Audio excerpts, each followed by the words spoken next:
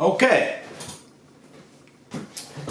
so Rashida, this video was mainly for you, but I'm going to edit it. I'm going to be talking directly to you in the beginning, but then I'm going to edit it so I can make it usable for everybody else in the audience. Have some other people that are purchasing this, and as we speak, and as I get this ready, this has been a process.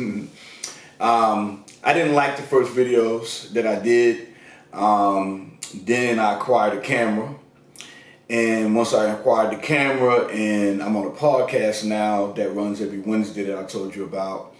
And I started learning things from being on a podcast, also from the moderator, my good friend Carl Tone, who uses StreamYard and some other devices. He has a full setup to do podcasts with. That's what he does for a living. And then as I begin to use the camera, come on, it just does it at the wrong time. Anyway, as I begin to use the camera and learn how to use it, I'm finding out all kind of things that I can do to make the quality of this online class better and better and better. As you can see, the lighting is better. As you can see, the visual is better. The pixels on the laptop aren't as good as the camera, but I'm using both just to make sure that I have backup, in two different angles, just in case something goes wrong and I do something with the camera, it doesn't work. I don't want to lose the footage, so at least I can use this. I'll probably upload both to YouTube, so you'll have a choice of which ones to use. So it's still a process of learning. I literally was watching some tutorials leading up to this video, and when I thought I was ready to start, I still wasn't ready. I was setting up. I've had this setup since yesterday. I sent you the picture. You saw the setup. It's been sitting there. I put the camera together, had it sitting there at the right angle and everything. The thing in the back for my lighting and the table, and this has been sitting since yesterday. I haven't done any other work with my business but this. So I thought I was ready a few days ago, and then I still realized I wasn't ready. Like you can't just set the camera up and just shoot.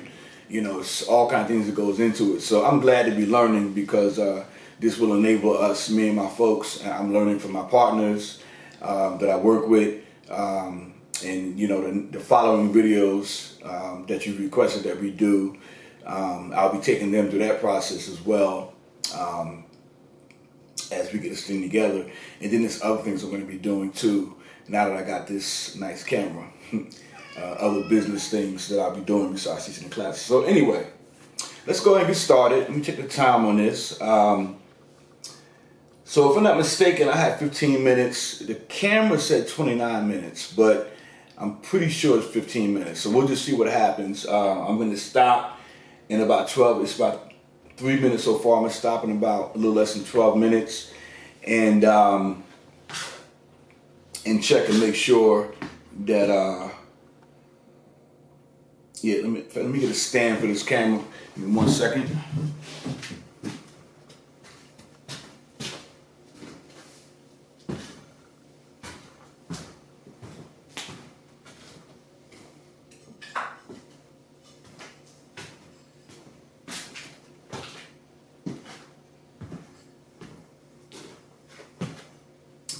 Get.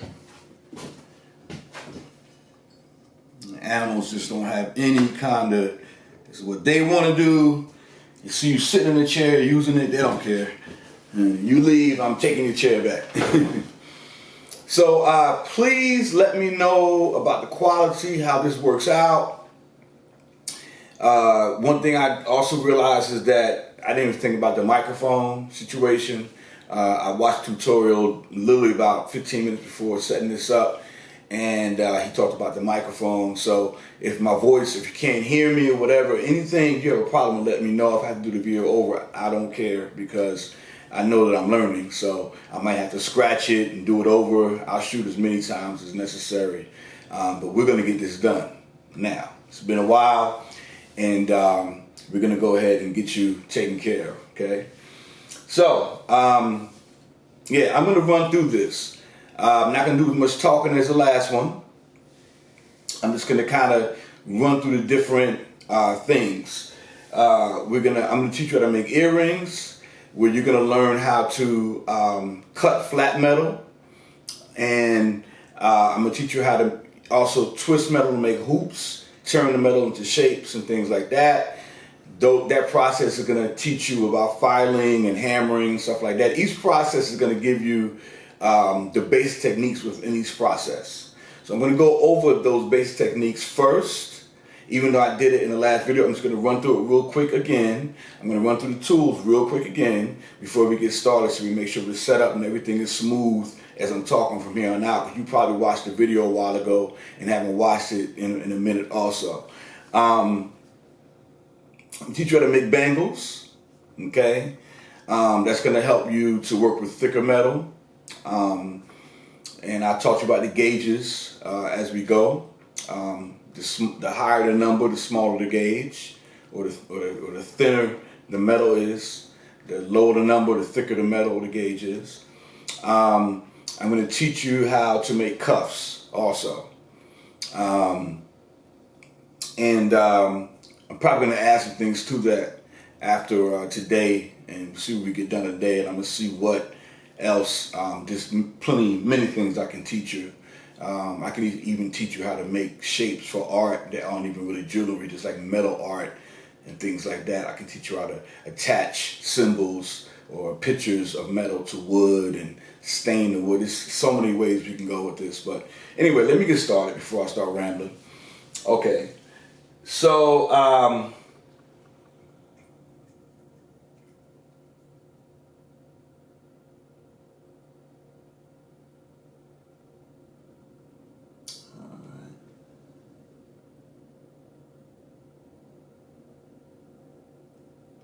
let me check something real quick.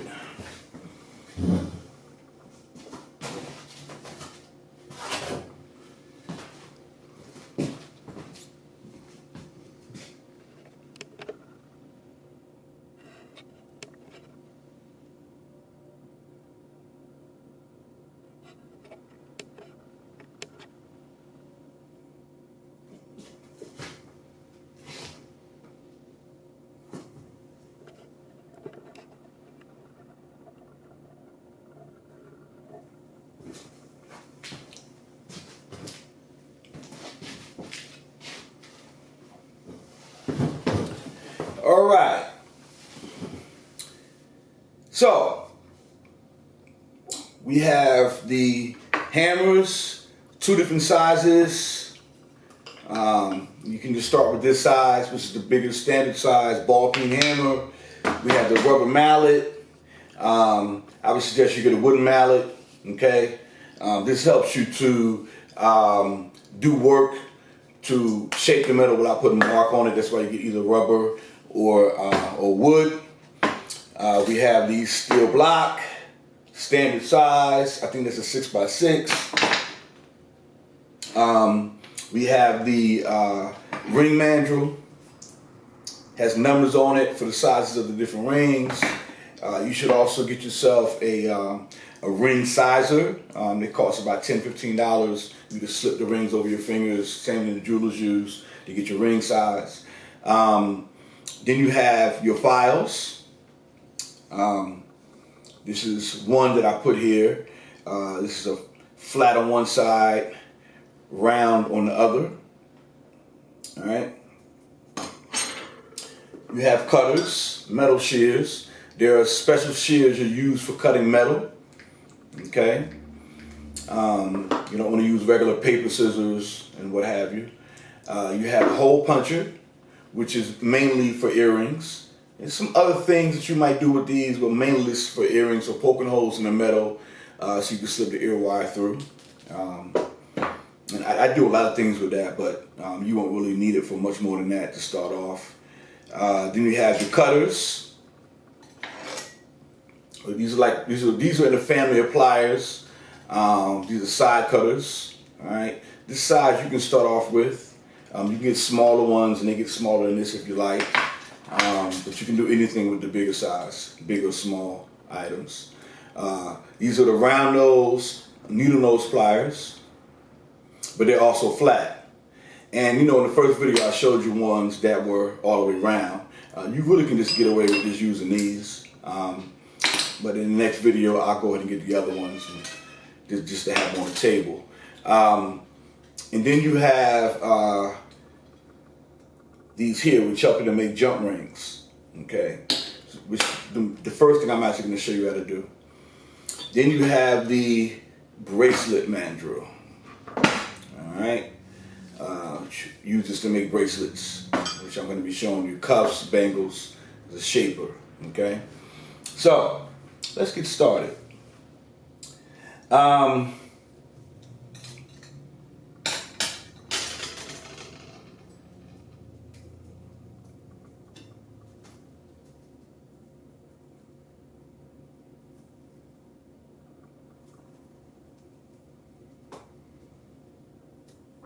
All right.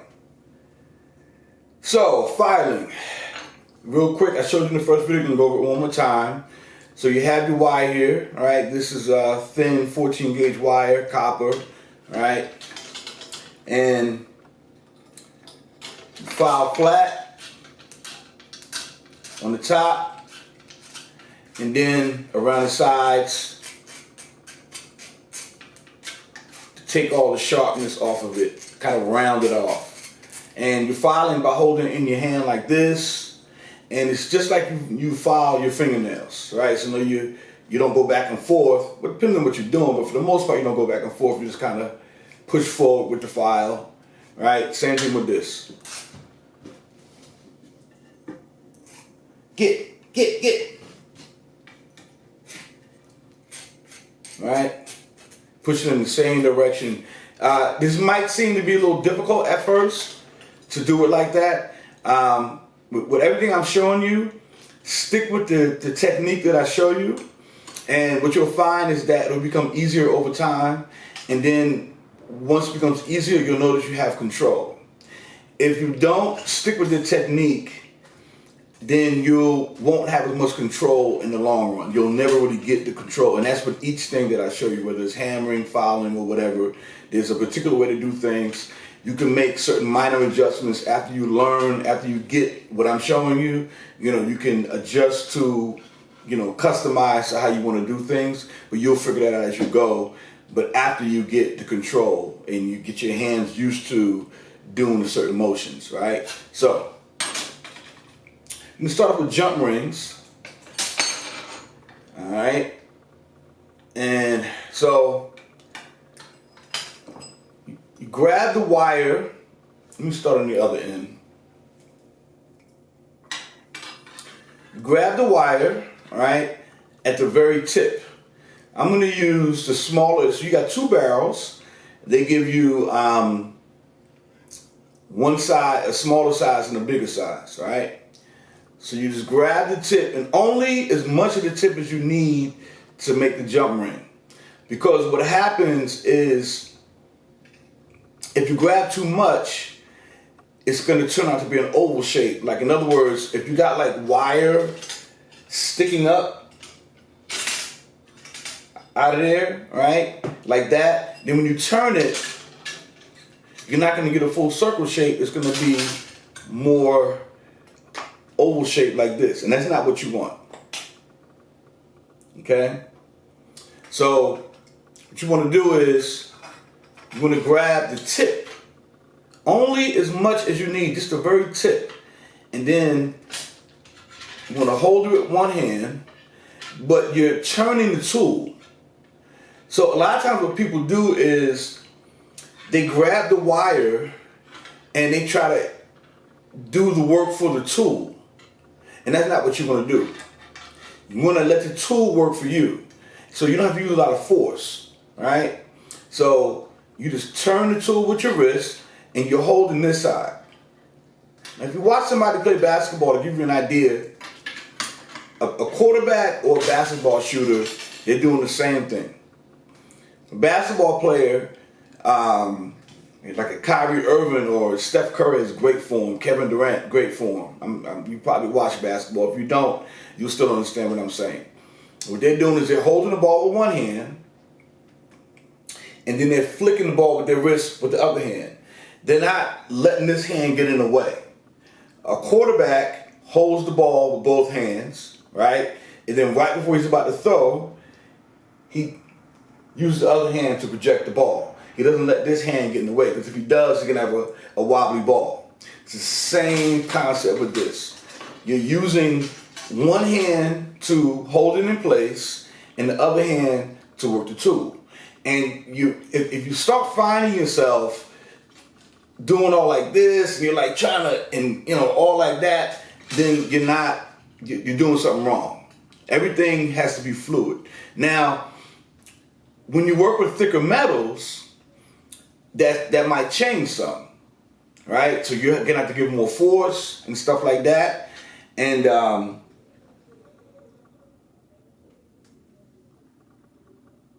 you might find that you are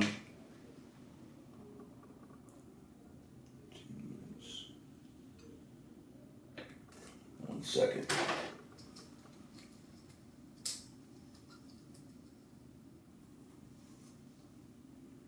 Okay.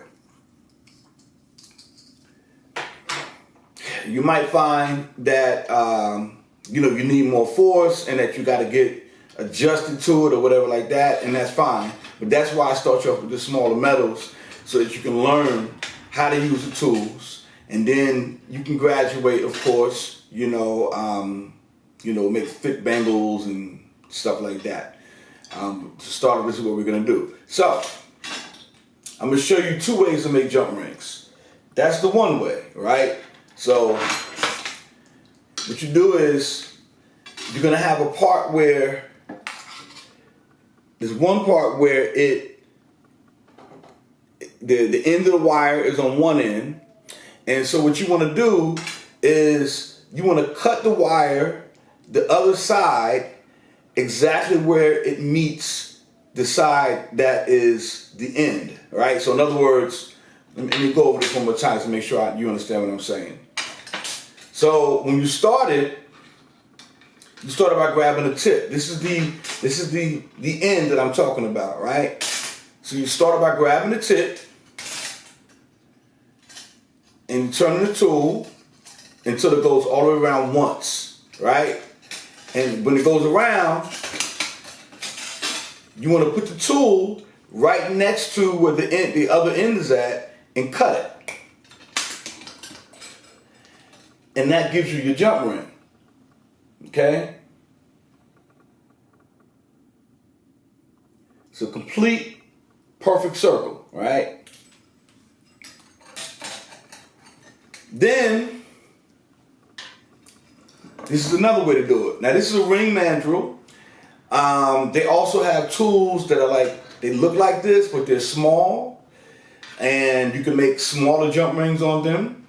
And the further down you go, you make a bigger circle, right?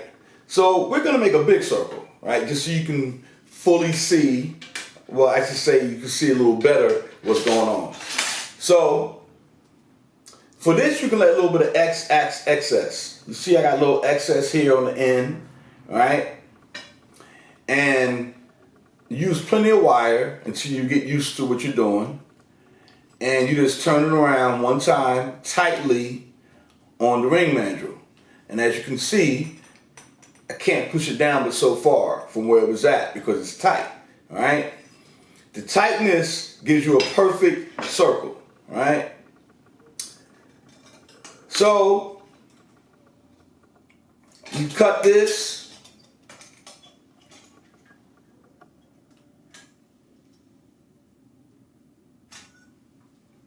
One side, right? So you cut it, right? And then the same concept as the other one, you make the second cut exactly where it ends on the other side.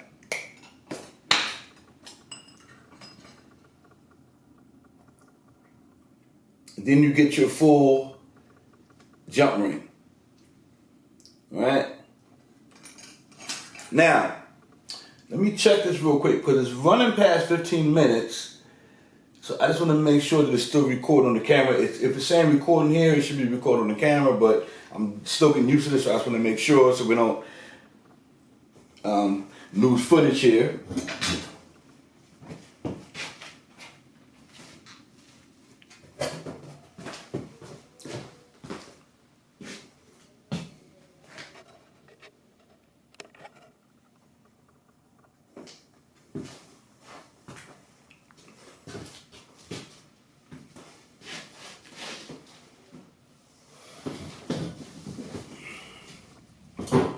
Okay, so